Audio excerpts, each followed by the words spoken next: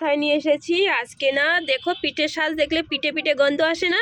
তো সাজটা না আজকে মানে 1 বছর আগে বের করলাম। আর 1 বছর পরে আমরা পিঠে খাই এই জানুয়ারিতে। তো মেয়েটা চলে যাবে 2-3 দিন আছে, ও 1 জানুয়ারি 3-4 তারিখে ওর স্কুল খুলবে। তো ওর জন্য হচ্ছে চাল এনেছি আর পিঠের সাজটা আজকে ধুয়ে দিয়েছি। এই সাজটা না এখনও ইউজ করিনি, একদম নতুন। তো এই সাজটা না একদম ছোট, সেরকম পিঠে ছোট ছোট হয়ে যায়, লেট হয়, ঠিক আছে।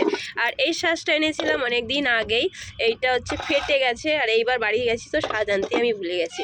তো 1 বছর পরে ইনাদের আমি বের করি, আজকে পুরো ভালো করে ওয়াশ করে দিয়েছি।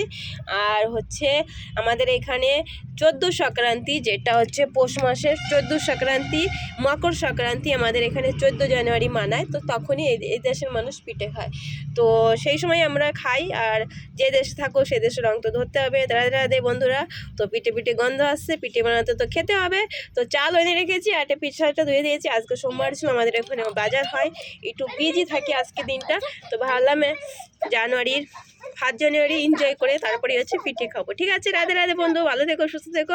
হরে কৃষ্ণ, হরি বল।